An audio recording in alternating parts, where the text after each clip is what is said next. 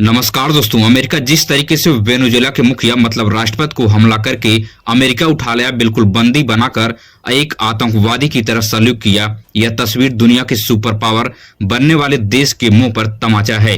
Nicolas Maduro चीन के बिल्कुल खास दोस्त थे, मगर चाइना अमेरिका के सामने नतमस्तक हो चुका है। उसकी इतना हिम्मत नहीं है कि वह चाइना को आंख दिखा सके।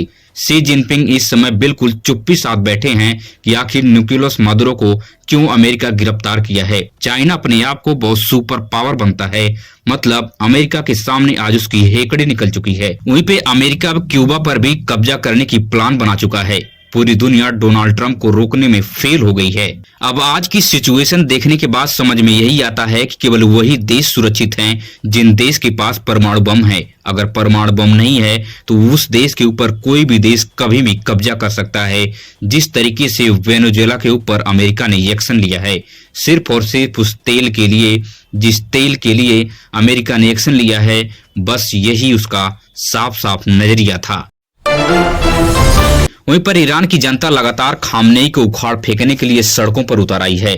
ईरान में भी अमेरिका और इजराइल मिलकर ईरान को खत्म करने की पूरी प्लान बना चुके हैं। मोसाद के सारे जासूस जो हैं ईरान में तैनात हो चुके हैं। उस भीड़ में जासूस मिलकर इस प्रकार के उग्र प्रदर्शन कर रहे हैं जिस प्रकार को आपको वीडियो में देखने नजर आ रहा है। इजराइल और अमेरिका कुछ ही दिन पहले अमेरिका में मीटिंग किए और उस मीटिंग में साफ साफ कहें कि ईरान में अब वही होगा जिसका खामनेई को अंदाजा भी नहीं होगा। इस भीड़ में मोसाद की जासूस घुस चुके हैं। ईरान में तख्ता पलट होने की पूरी संभावना जताई जा रही है। लगातार ईरान में उग्र प्रदर्शन हो रहे हैं। वेनेजुएला की तरह ही ईरान में भी अमेरिका अपना वर्चस्व कायम करने का सोच रहा है। वहीं पर उत्तराखंड की जनता लगातार सड़कों पर उतर रही है, जिसका कारण है कि भारतीय जनता पार्टी अंकिता भंडारी को न्याय दिलाने में कोई बड़ा एक्शन नहीं ले रही है, जिसकी वजह से उत्तराखंड की जनता अंकिता भंडारी के साथ खड़ी हो गई है। अंकिता भंडारी को न्याय न दिला पाना भारतीय जनता पार्टी के गले की हड्डी बन गई है। भारतीय जनता पार्टी की सरकार उत्तराखंड में खतरे में पड़ सकती है। जिस तरह से प्रोटेस्ट देखे जा रहे हैं, यह भारतीय जनता पार्टी के लिए शुभ संकेत नहीं है। इतना भारी विरोध के बाद भी भारतीय जनता पार्टी कुख्यात अपराधियों के ऊपर कोई एक्शन नहीं ले रही है। अंकिता भंडारी के मर्डर में तथाकथित भारतीय जनता पार्टी के कुछ नेताओं का नाम सामने आ रहा है, जिसकी वजह से इनके ऊपर एक्शन अभी तक नहीं हो पा रहा है।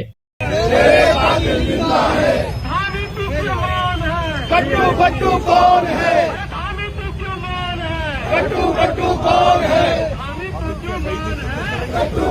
बेटी करे पुकार, पहाड़ की बेटी करे पुकार, सबूत मिटाकर सबूत मांगना ये कहाँ का न्याय है? अन्याय है, अन्याय है। सबूत मिटाकर सबूत मांगना ये कहाँ का न्याय है? अन्याय है, अन्याय है। पहाड़ की बेटी करे पुकार, वो चौकीदार, पहाड़ की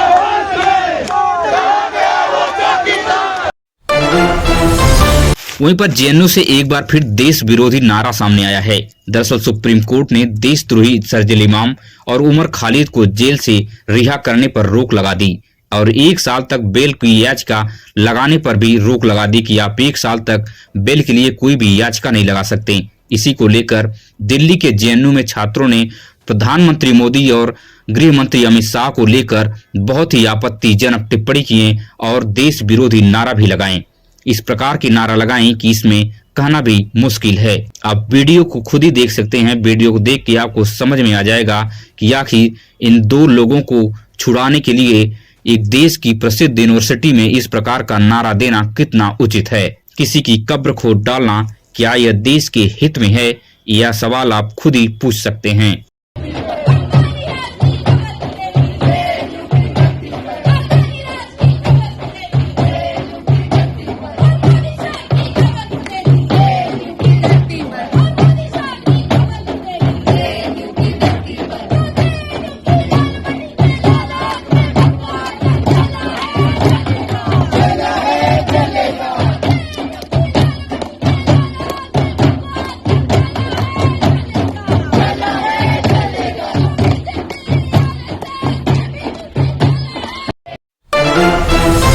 वहीं पर उत्तर प्रदेश के नोएडा से चोरी का सबसे बड़ा मामला सामने आ रहा है। दरअसल ठंड का फायदा उठाकर चोरों का गिरोह उन लोगों को टारगेट करता था जिन लोगों ने अपनी जैकेट में फोन रखते थे।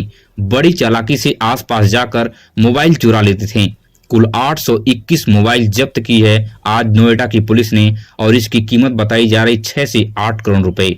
अब आप समझ सकते हैं कि 821 मोबाइल सिर्फ और सिर्फ नोएडा में चोरों ने चुरा लिया और ये सभी चोर झारखंड के रहने वाले थे। इसमें 2 नाबालिग बच्चे भी शामिल हैं जो इस प्रकार के काम में सक्रिय थे। अगर आप नोएडा के आसपास रहते हैं तो इस प्रकार के गिरोह से सावधान रहें। अगर आप देश और दुनिया की खबरें देखने में दिलचस्पी रखते हैं तो हमारे इस चैनल को सब्सक्राइब कीजिए। मिलेंगे इस तरह से नई वीडियो में नई सूचना के साथ। धन्यवाद।